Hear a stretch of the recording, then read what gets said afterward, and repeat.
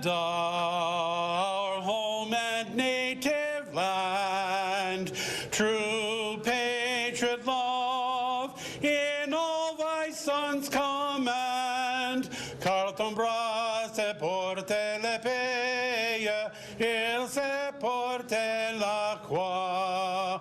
Ton histoire est une épopée de plus brillant exploit. God keep our land glorious and free. Oh, Canada, we stand on guard for thee. Oh, Canada, we stand on guard for thee.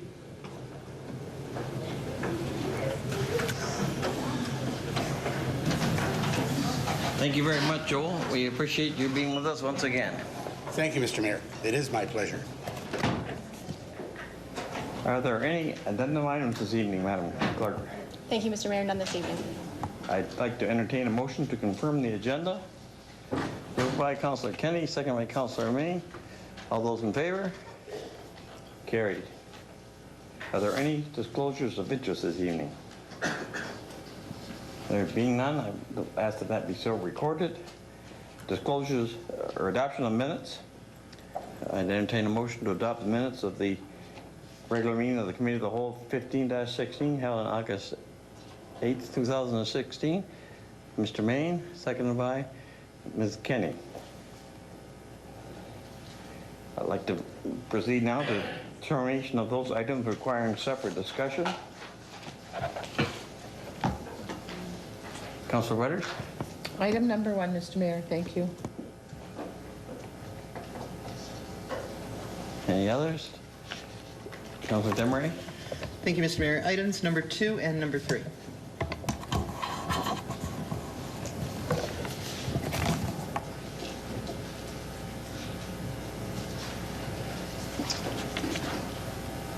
Any further items?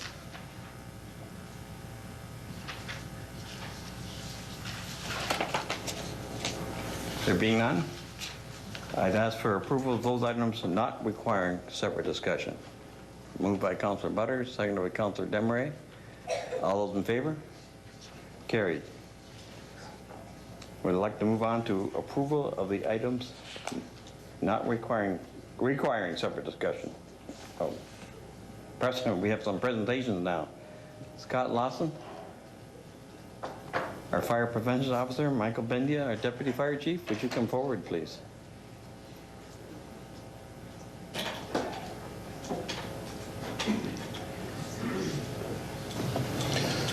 Mr. Mayor, members of council and staff, in 2016, Port Colborne Fire and Emergency Services held its first fire safety camp. The intent of this camp was to give some of our younger citizens an opportunity to see a little bit about firefighting. There were 3 topics covered. There was fire prevention, our medical responses, and how we do suppression.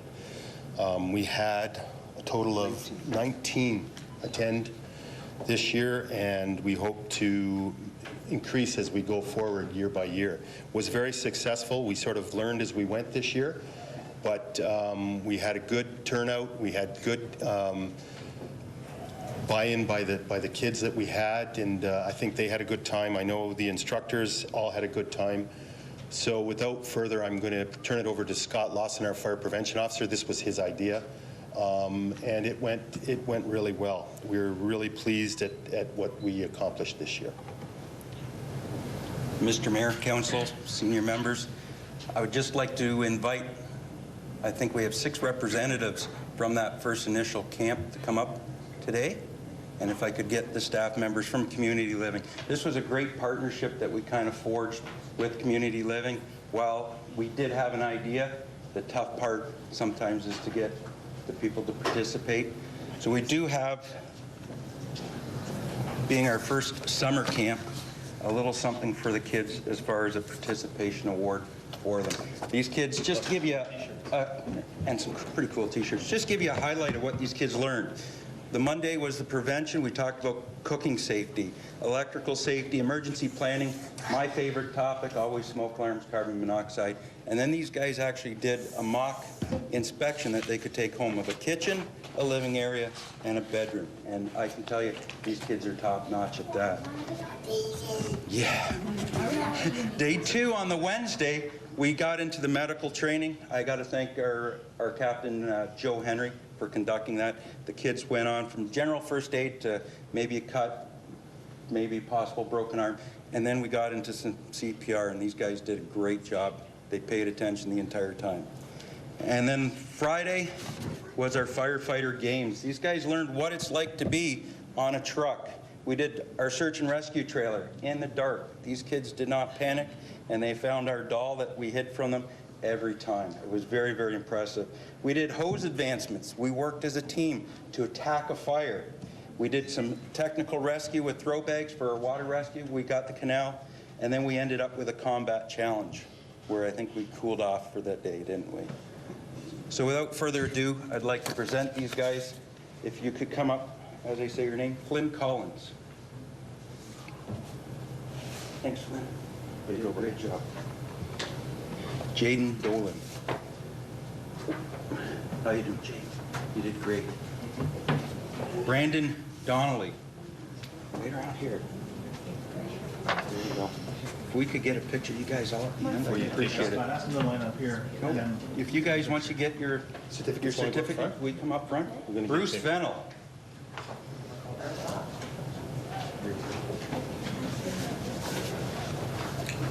Not to point Daniel out, but he's the first one that I remembered his name. I'm not going to tell you why. Danner. I will never forget your name. And Dawson. Dawson. Can I get a picture with you guys? What's the challenge?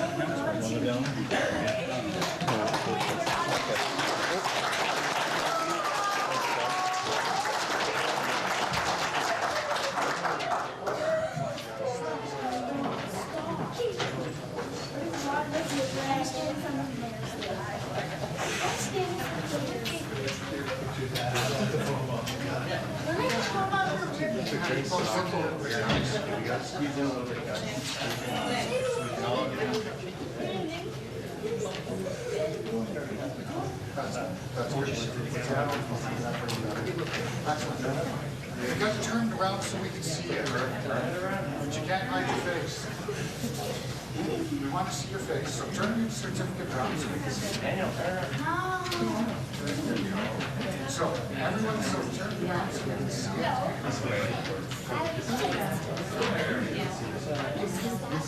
Just down about here, right about chest level. Great. I went down there for right there. In front of your face, just down the tiny bit about chest level. Okay, guys, all right, so you got to hold yours up just a tiny bit. There you go. Excellent. And look, and some nice smile. Everyone, over circle. Hello.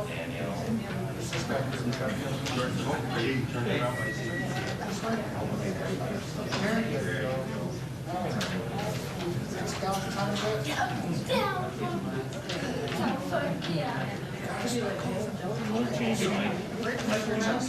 That's it, right there. Perfect. Eyes here. Hello. Eyes here. Eyes here. Look at the camera, guys. Up here, guys. Up here. Look at the camera. Jaden's set up. Eyes here, guys. Eyes here. Eyes here. Eyes here. Eyes here. 2 hands on your certificate. Come on, guys. There we go. All right. Just hold on to your certificate. That's it. Put both hands on your certificate. That's it. Perfect. Excellent. That's it. Wonderful. He's got the back.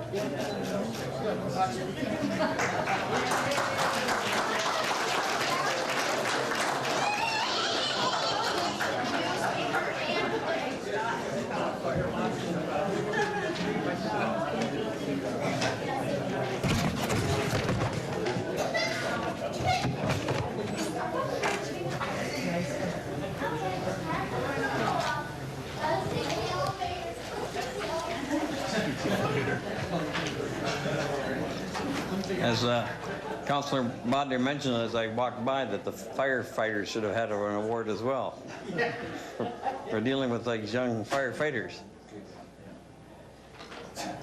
That's his grandfather.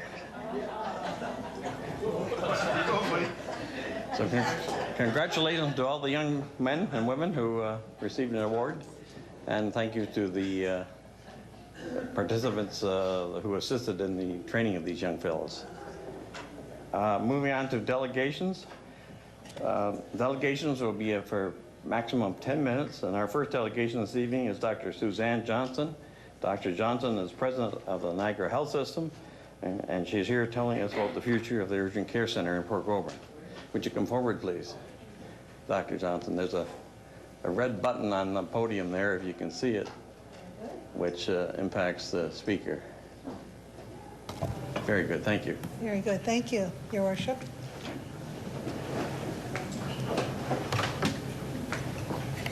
Councillors, staff, community, it's good to see you. And I was asked to come and talk about the Urgent Care Center in Port Colborne, and I wasn't quite sure where to focus that area other than to give you some information on a couple of different initiatives that are going on. Firstly, there aren't any anticipated changes to the services at the Urgent Care Center in Port Colborne. It's operating 24 hours a day. The changes that are anticipated in around 2022-23, should there be approval for the plan that was developed from the supervisor's report. And so it's 2016 right now, and we have not received approval from the ministry for our Stage 1A submission yet, which is the submission that describes the new build in the Niagara Falls Lions Creek area and the urgent care, ambulatory care, and extended care unit in Welland. And so we're awaiting more information on that from the Capital Branch Planning Division of the Ministry and the LIN, and we haven't had that yet. So we're just proceeding along with that. And in the meantime, we're continuing to operate all of our services as we have them planned. And so the only thing that could bring about change would that be, should there be a budget change next fiscal year from the ministry, or we don't get our money, which I don't anticipate. We're running a balanced budget. I think many of you will have read at the end of the fiscal year, we've once again had a surplus, which we're using to pay down our capital debt, which is massive. In the Niagara Health that was accumulated over many years. So we use all of our surplus dollars to pay down our capital debt so that we end up with some borrowing principal. And so as it stands at the end of this month of July, we just got our financials. We're still continuing on our balanced budget track. And so I'm not anticipating any changes there. At the same time, one never knows with health funding how things could change. But in relation to the new build, there are no planned changes to the urgent care operation in Port Colborne. Happy to take any questions. Thank you. Members of Council, Councillor Main. Councillor Demray. Thank you, Mr. Mayor. Through you to Dr. Johnson. A few years back, and it must have been an election year, we had a beautiful sign put on that lawn in front of the hospital talking about a couple $1 million expansion and a new entranceway and a new parking lot. And after the election, it seems like the sign has gone down and gone away, and it's extremely confusing to the people here in this town. Do we or don't we? Is the province interested in investing that money into that building and making it more usable? You go to the waiting room, and they've got 35 people in a room that's meant for 20. I have not noticed any improvements there other than the sidewalk. And so I have to ask you point blank, what happened to the sign and what happened to the promise? Well, off the top of my head, Councillor, I won't be able to answer that, but I will go back and get that information and send it.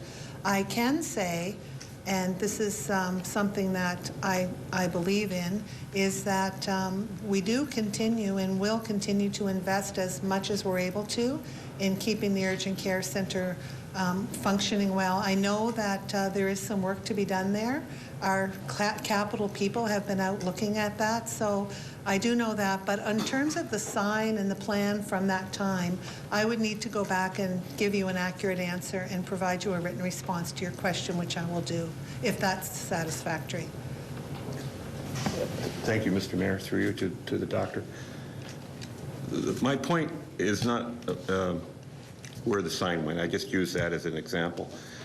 But during the photo op at that day, I don't know whether it was 2.5 million, whether it was 3 million, but the statement was made, the value was put on the sign, and I was under the impression, and so was just about everyone else here in this town, that the money was already there.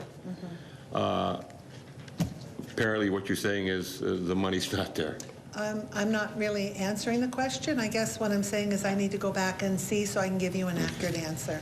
Not any way intending to avoid your question, but I think it would be inappropriate for me to take a guess at it. I would rather get the facts, and then I'm happy to come back and present them. Thank you so much. Okay. Councillor Demery? Thank you, Mr. Mayor. Through you to Dr. Johnson. Dr. Johnson, this community has a lot of conflicting information out there as to the future of our hospital, urgent care, and healthcare in Port Colborne. I have a question that was forwarded to me by a member of the community, and I would like to read it out exactly as it was forwarded and have you answer that. Sure. The question goes as follows. Why was the Medical Education, Recruitment, and Health Services Committee of the City of Port Colborne told this spring that the urgent care center in Port Colborne would not be closed, but might be relocated within the city? Then, not 6 weeks later,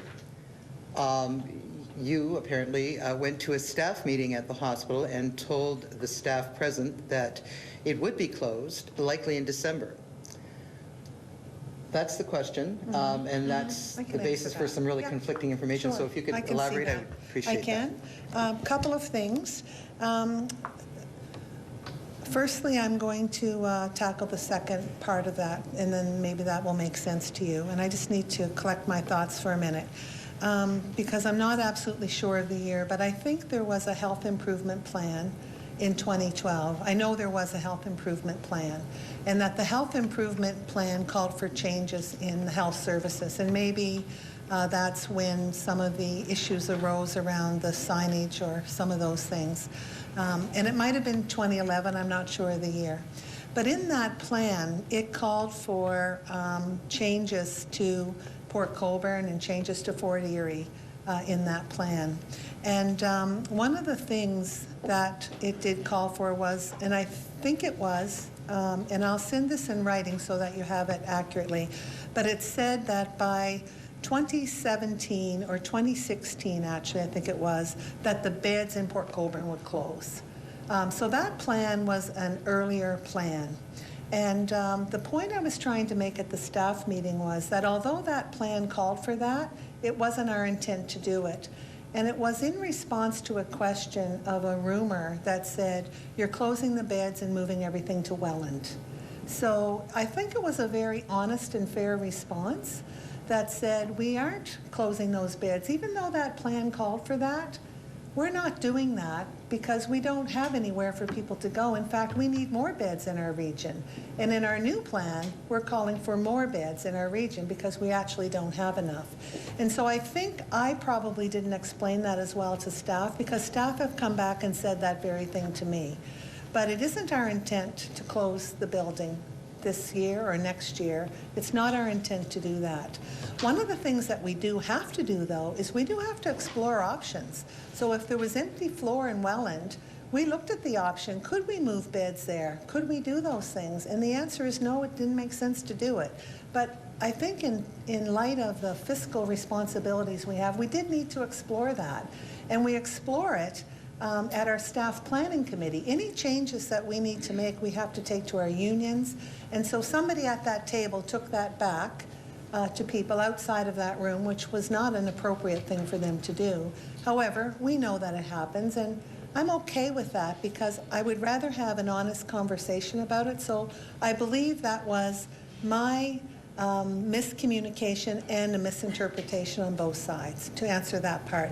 On the first part of the question, I think that there are health needs in Port Colborne that are significant, and I understand that too. And so our idea of sitting down with the Health Planning Committee and primary care is to talk about what those health needs are and how best to serve them and who best to serve them. And so our intent isn't to move, but we won't be building new capital space. As the plan stands today, it could change, right? We don't know, nothing is approved.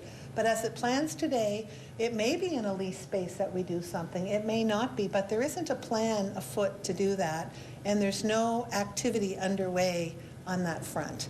Right now, we're just providing services at the Port Colborne Hospital the way that they were, so there isn't any plan to change things. I hope that I've answered your questions. Thank you. I hope that that answers the questions for the people who forwarded it as well. If not, ask them to send me an email.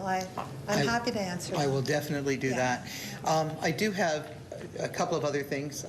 The next question would be, although you're not planning to build any new space, are there any plans at all to do any kind of renovation or upgrade to the existing space? Yeah, I don't have the list of them, but we're going to continue to keep our buildings functioning well, doing work in order to do the work we need to do. We'll invest in those as needed to be. For example, roofs and infrastructure, we will do those things. We know that we need to keep the buildings looking good, and I do recognize that the urgent care center is somewhat shabby looking.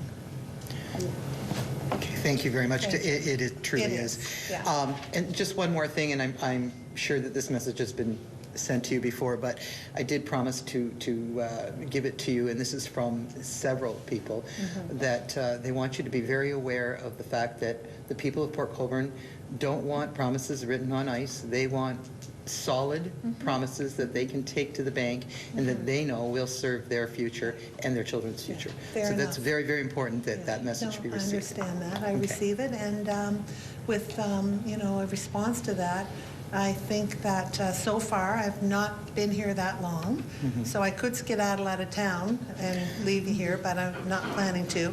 I'm really intent in my transparency, working with staff and with community groups and trying to really understand what are the health needs of a community. How do we come together to meet it? Niagara Health isn't the only player in the block either. There's many of us that can come together, I think, and do better. So it is our intent to do that work. Thank you. Thank you very much. Thank you. Thank you, Councillor Demery. Councillor Kenny. Thank you, Mr. Mayor and Dr. Johnson. Thank you for coming to address this, because it is a very important issue in our community. And you did mention that this is now at stage 1 and has gone on to the LHIN. Now, the LHIN must endorse your, right? They must endorse your plan in order for it to further go to the Ministry of Health. Is that correct? Right. So say, just say it does not meet their endorsement. What you have planned here, what you have outlaid and told us today, what is your next step? Well, I would answer their questions. They would probably come with questions, and I would answer their questions. And if they say there's no money to keep that urgent care open, what are you going to? If there's no money, because you said a lot of it has to do with funding. Yeah. It all has to do with funding. I think it's a separate issue. Our regular funding envelope of $500 and a bit million is the money that keeps all of our services going. And that money is there, and I'm not anticipating that amount to change. Okay. The approval of the LHIN on our plan, the plan is for the changes to the health services that I talked about with the new build at Lions Creek and the Welland Health Unit. That's the only stuff that's in the stage 1 plan. If the LHIN says we don't approve that plan, then we answer their questions and go back to the drawing board, and it would be that kind of dialogue. And so it doesn't have anything to do with our funding. That plan is separate from our $500 million. Okay. Yeah. And then... which is a lot of money to do a lot of things with, right? That's correct. Yeah. That's correct. And then I'm just going to ask questions that individuals have asked me to bring forward, and one of them is the current clinics that work out of the Port Colborne site and service residents in Port Colborne and in Wainflete. are those clinics going to stay in place? Well, I'm not anticipating any changes in the services in Port Colborne. Then what's, I'm not anticipating so that anything means, that's coming up to change. I'm not, I don't have anything on my desk that says change these clinics. okay, and the same then with, because right now, since I work in those clinics occasionally, right now in just urology alone, our numbers are higher than at GNGH. Yeah. And In so fact, the more clinics we could bring to people, wouldn't it be good? it's great because Like the memory clinic that Yeah, Dr. Carl Stobie has Yeah. started Oh, again, yes. which is great. So Right. those are things that you can bring to communities that don't require other things, right? So- Correct. And you answered the question about the rumor that the patients were going to go to Welland, and That's right. and you said there's no plans for that. No, but we did explore it. I know. And then how about the Newport patients? Because we're presently really the hub for the whole region. That's right. So Newport's a provincial service. It's a Right. provincial resource, not a Niagara Health System resource. Okay. Right? So So is there there support is a from? redevelopment plan for Newport, but my thought is let's just be status quo for now.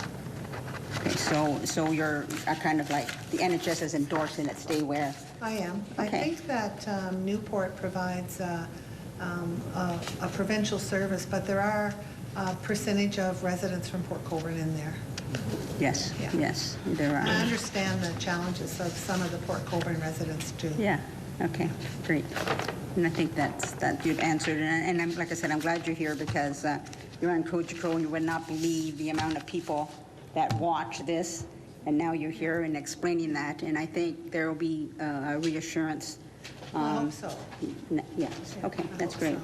Thank you. You're welcome. Thank you, Thank you, Councilor Kenny. Mr. Councilor Waters. Thank you, Mr. Mayor. Through you to Dr. Johnson, thanks you for coming. I'd like to kind of go back a little bit. You said that there weren't going to be any changes. You didn't anticipate anything, and then you talked about 2022 and 2023, and how the Niagara Falls and the Welland situation, how would that impact, if those were to be approved by the LIN and that goes forward another step in those years, then how do you see that affecting Port Colborne? Well, I think that question would be very hard to answer in any factual way this evening because there are so many unknowns. There are the Patients First legislation, the Bill C-210 with primary care and the changes that are going to be undertaken, that it would be really hard to say for sure anything about what kind of services. I think what I would prefer to say is that I understand that there are health needs in the community and that Niagara Health is, I think, a very important partner in serving the health needs of communities, and that there are many, many ways for that to be done. And so to say in 2022 and trying to predict that into the future, I wouldn't be able to give you an answer that I would feel comfortable at all in supporting without all of the other information I would need. Okay, can I follow up? Certainly, go ahead. Thank you. Okay, so if you don't really, that would be something that you can't answer today. So at what point do you think that you could? Is that like 3 years out, or because it's really only 7 years That's right. till, It is. It'll go by fast. and it always does, right? My So I'm just thinking- wondering like what we need to be Yeah. aware of and how you're going to communicate, Right. you know, that kind of information. How's that going to get filtered Sure. down to us, really? Well, I would hope that it wouldn't be filtered down, that we would actually be in a collaboration and discussion about it over the course of that time. So our intent is to be working with communities about understanding the health needs, what are the services, who are the other players, beginning really later this fall when we come out to have a consultation to hear from people about what they're thinking, what they're worried about. So really starting that conversation sooner rather than later so that we understand it, not waiting and sitting and waiting, because if we just sit and wait, then nothing happens. So Well, the nothing idea good would happens. be, the idea would be that we would have that conversation in an ongoing way with community, not just yourselves, but with members of the community, with seniors groups, with general members of the community, with our healthcare partners, with the education institutions, to say, what are the needs across the southern tier. What are the healthcare needs and how do we meet them together? So working with Val Yeager, population health, understanding who are the people that are needing services, who's coming to our hospital. And we can do that now. We can do that work now. In fact, Port Colborne's doing some of that work now. So it's not new to you, but it would be new to you to have us invited to that table. So I'm hoping that that would be a good first step. Okay. Yeah. And the other thing I wanted to just kind of comment on, in the past, there has been a certain amount of mistrust, and for lots of good reasons as well. So what I really want to see as we go along is for that relationship to be repaired if possible. And I think the only way that it can be repaired is if, you know, the cards get put on the table as early on as possible, and that whatever efforts can be made is to have the people of Port Colborne and Wainfleet, this southern end, you know, at those tables, because otherwise we end up feeling like we're left, you know, left on the sidelines. You know, we didn't get asked to the dance. I would agree. So Absolutely. in the past, like, I don't want a replay. I've sat on committees since back in the 90s, before I was on council, to fight to save our hospital with hundreds and hundreds and hundreds of good people. And so it really runs deep in this community to protect and enhance, you know, good health care for our community. That's what it really is all about. So it's better to partner in that than to be adversarial, for sure. But by the same token, I think there's some repair that needs to be done to I think we're on the that road. relationship as well. So I thank think you we're for on the road. And I'm not sure if you've seen our new strategic plan, but I would just point out that Niagara Health, the word system is not on that tag anymore, because we don't think we are the system by ourselves, that we think there are many, many more. So our idea was that it is a signal to our partners that we do want to work with others and not just make it up in a closet. So I'll leave a few of these. That'd be great. It is our strategic plan, the directions and our areas of focus. One of the areas that you'll be seeing in this is absolutely about new models of care and how we can step out and do things differently. One of the things that comes to my mind is a practice known as a drop-in group medical appointment. I don't know if you've ever heard about it, but there are many people who have chronic diseases. And it may be a chronic kidney disease, it may be a chronic lung disease, it could be anything chronic. And there are many factors that people have in common that have chronic disease. And so having those people come together in one big visit and bringing in health professionals, physician, foot specialists, nutritionists, recreation, life coaches, and seeing everybody all at once promotes self-management. It promotes opportunity for people to come together. It gives physicians and nurses and nutritionists a chance to talk with people in collectives. And those are all things that I think help promote health of individuals and our new ways of doing things. It doesn't mean you don't have a urgent care. You're always going to need somewhere to get a stitch or an earache. But you know what? Nurse practitioners and RNs can write a prescription for an earache. It's not necessarily a doctor that always needs to do it. So we need to think about other ways that we can provide care to people, but not by ourselves, with our partners in community. So I really like what you're saying, and I appreciate it. So hopefully we'll be able to put the proof into the pudding, as we say. Time to change the water on the beans, we say on the East Coast. So I'll leave these with you. May I just pass them? And Yes. I have 1,000 more. Not really. We'll get some for other members of council. And I have our recent publication that I brought you might be interested in, so thank you. Is that it, Councilor Waters? Councilor Wagner, do you have any questions? No, I think everything's actually been covered very well by the other councilors, and I think the doctor made a very good statement that I don't think we should forget, that healthcare is evolving, and that what we did 20 years ago or 10 years ago or some cases 5 years ago may not be what we see in the next 5 years or so. So, you know, I think we need to be like Councillor Butters said, well informed of what your intentions are for new things that could help our community. Absolutely. I think we need to be included early on and want to hear about the latest and greatest and be involved. Yeah, thank you. Thanks.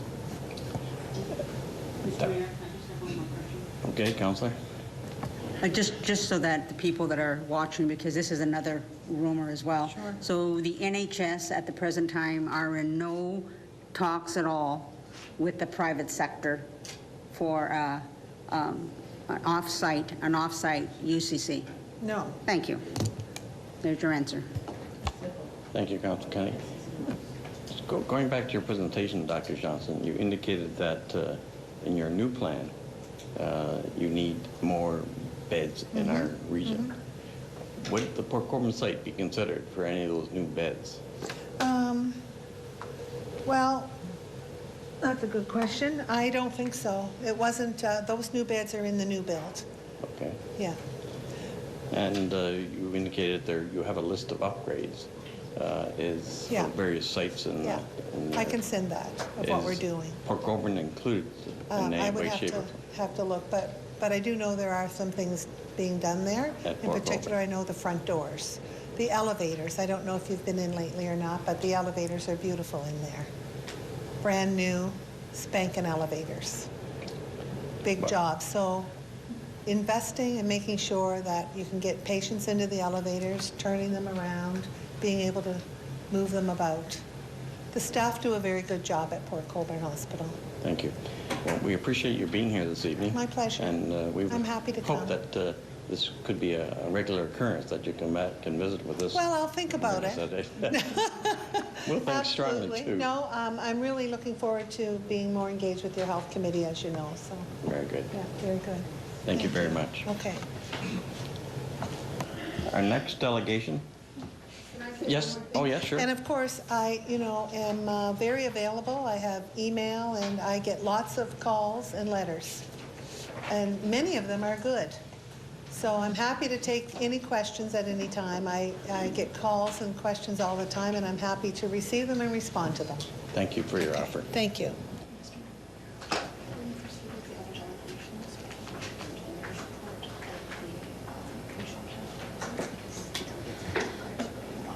Okay. We are just going to depart from the agenda for a brief moment to do with the mayor's report and the Niagara Regional report, if there is one. Niagara Region is not meeting this week or this month, so he may not have a report. But I'd like to bring to the attention of the members of council and the public that we intend to have a public meeting on Wednesday, September 7th, 2016 at City Hall, Committee Room 3, to discuss the situation of our